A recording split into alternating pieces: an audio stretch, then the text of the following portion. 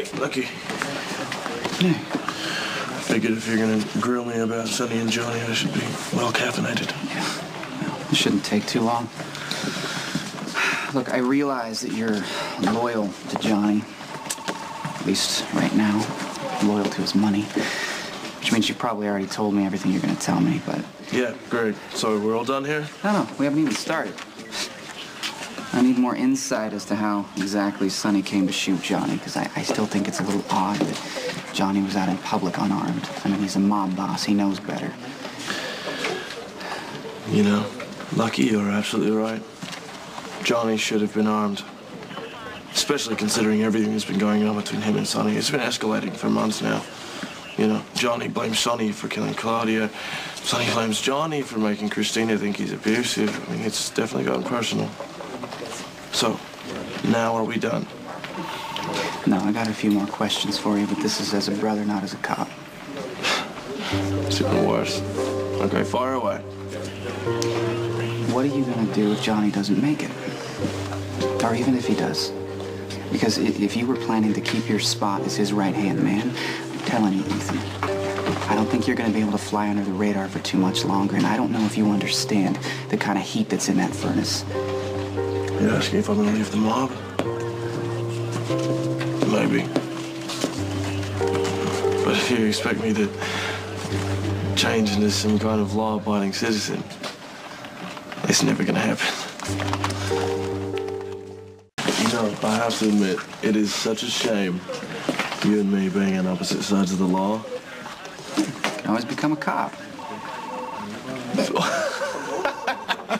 Yeah, right. Yeah.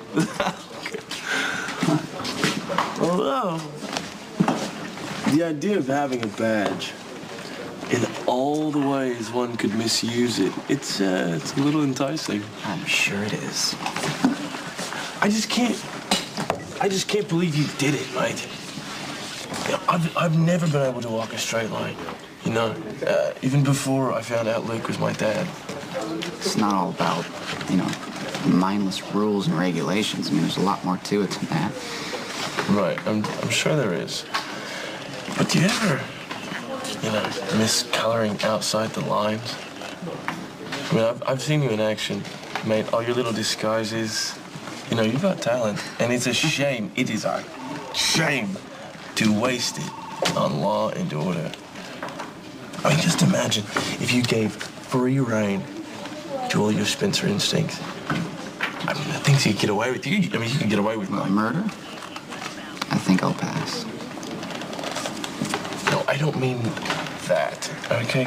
I stay away from violence anyway. Right, you're a lover, not a fighter. Yes! You know, and you seriously, you need a new line, by the way. Please. It's time. Okay, all right, fine. I'll work on that, okay?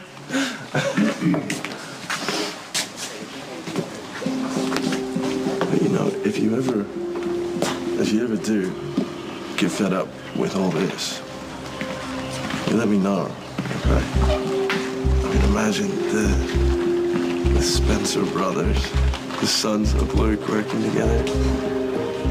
I mean, the possibilities, man, they're endless.